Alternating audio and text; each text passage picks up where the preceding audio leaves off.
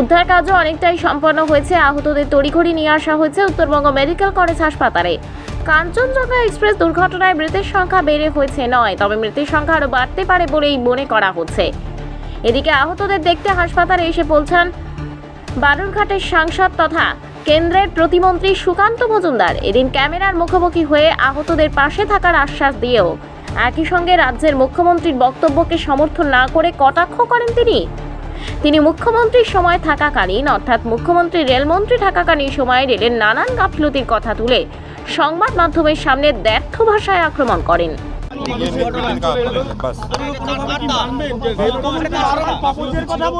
দেখুন, এখনো পর্যন্ত যে তদন্ত, প্রাথমিক তদন্ত যতটুকু হয়েছে তাতে বোঝা যাচ্ছে যে আমরা মিনিস্ট্রির সাথে কথা বলে বা রেল মিনিস্টারের সাথেও আমি এই আসার পথেই কথা বললাম, যতদূর জানতে পেরেছি যে হিউম্যান এররের ফলে এই গন্ডগোলটা হয়েছে। এক্ষেত্রে যেটা এখনো পর্যন্ত তদন্তে উঠে এসেছে, আরও গভীর তদন্ত হলে আরও বোঝা যাবে পরিষ্কার করে যে যিনি সিগন্যাল, মালগাড়ির যিনি ড্রাইভার ছিলেন তিনি সিগন্যাল কোনো কারণে মিস করে গেছেন আর কি। এখনো পর্যন্ত সেটাই আমরা পাচ্ছি। আগামী দিনে আরও তদন্ত যত গভীরে হবে, যত এক্সপার্টরা এসে আরও বিশদে তদন্ত করবে, তত আমরা অ্যাকুরেট সিস্টেম কবে নাগাদ দেওয়া যাবে এটা এই মুহূর্তে ভারতবর্ষের কেউ বলতে পারবে না, বলা সম্ভব নয়। কবচ হচ্ছে খুব কমপ্লিকেটেড সিস্টেম। আমাদের অনেক বিরোধী নেতানেত্রী কবচ শব্দটাকে বা অ্যান্টি কলিশন ডিভাইসকে এমনভাবে বলছেন মনে হচ্ছে গলায় যে মাদুলি কবচ যেভাবে পড়তে হয় এভাবে পড়ালেই বুঝি হয়ে যায়, ওরকম বিষয় নয়। খুব কমপ্লিকেটেড ইঞ্জিনিয়ারিং একটা ডিভাইস, সেটাকে সেট করাও খুব টাফ। মানে সেট করতে হয়, কাজ করে না, করতে করতে সেটাকে স্ট্যান্ডার্ডাইজ করতে হয়। গোটা দেশেই এটা চলছে, খুব দ্রুত গতিতে চলছে এবং সব থেকে বেশি রেলের বাজেটে গুরুত্ব দেওয়া হচ্ছে সুরক্ষাকে। এখনও কিছুটা বাকি আছে, খুব তাড়াতাড়ি আমার বিশ্বাস হয়ে যাবে।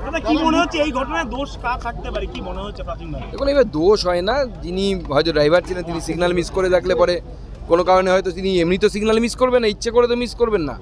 কোনো কারণে অসুস্থ হয়ে পড়েছিলেন বা ঘুম পেয়ে গেছিল বা এরকম কিছু একটা হয়েছিল, হয়তো এখন তো বোঝা যাচ্ছে না।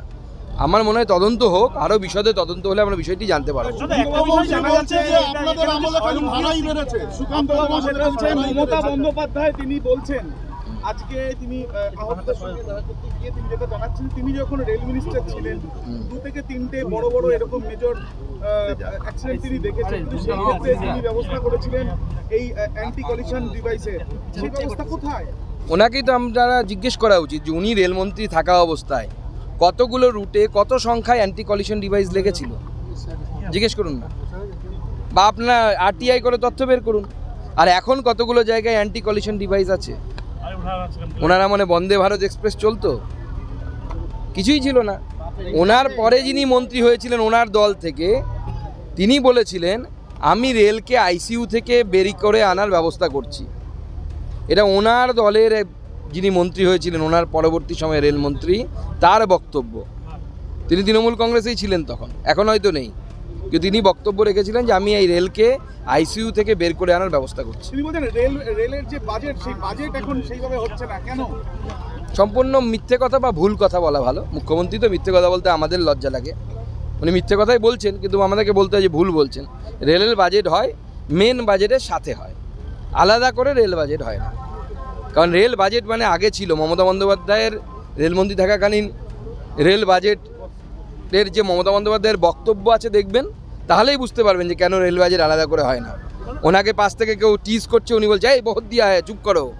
এখানে বলছে এই বহুত দিয়া হয়, তুমকো দিয়া হয়, তুমকো এ দিয়া হয়।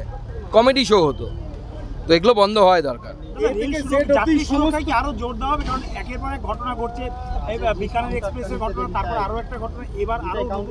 দেখুন, সমস্ত রকমের জোর সুরক্ষার জোর প্রতি সব থেকে বেশি দেয়া আছে, কিন্তু মাঝে মাঝে হিউম্যান এরর হয়।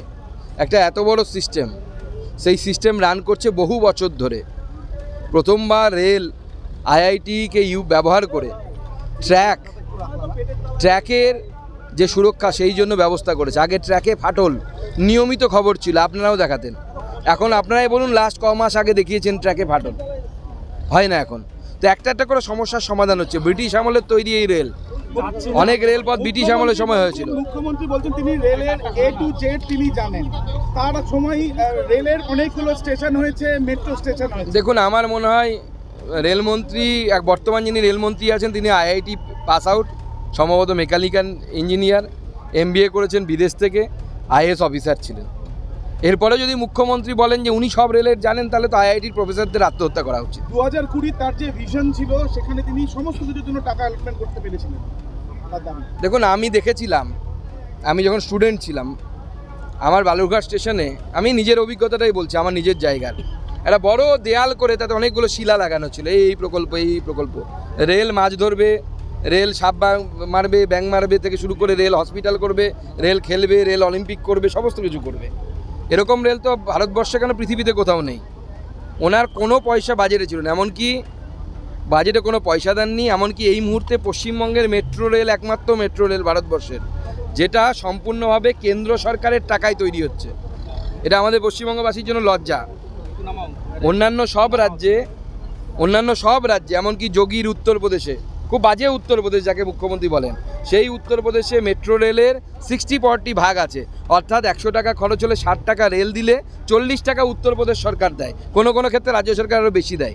একমাত্র পশ্চিমবঙ্গ মেট্রো যেখানে 100%, মানে 100 টাকা কেন্দ্র সরকার দেয়। দাদা, উদয়নপুর রেলমন্ত্রী পদত্যাগ দাবি করছে, কি বলবেন? দেখুন, ওই বাংলায় বলে না, পেঁচা বলে আমার সাথে সূর্যের বৈরিতা আছে। এটা আমরা ছোটোবেলায় ভাব সম্প্রসারণ করতাম। এরা গুন্ডা মস্তান একজন রেলমন্ত্রীকে বলছে যে পদত্যাগ করতে, ওনার তো দেহত্যাগ করা উচিত। মুখ্যমন্ত্রী মেডিকেল গেলেন কিন্তু ঘটনাস্থলে আসলেন না। আসবেন হয়তো পরে, এখন আমি এসেছি শুনলে তো আসবেন না উনি। আমরা আসবো, গভর্নর সাহেব এবং আমি আসবো বলে নাকি ফ্লাইটটা ছোট ফ্লাইট ছিল সেই জন্য জানি না, পরে আলাদা করে ফ্লাইটের ব্যবস্থা করে ইন্ডিগোকে বলে ফ্লাইটের ব্যবস্থা করে উনি আলাদা ফ্লাইটে আসলেন। ফ্লাইটটা ছোট ছিল, হয়তো ওনার অসুবিধা হয়, গরিবের মানুষ তো, গরিব মানুষের সরকার, ছোট ফ্লাইটে উঠতে পারেন না।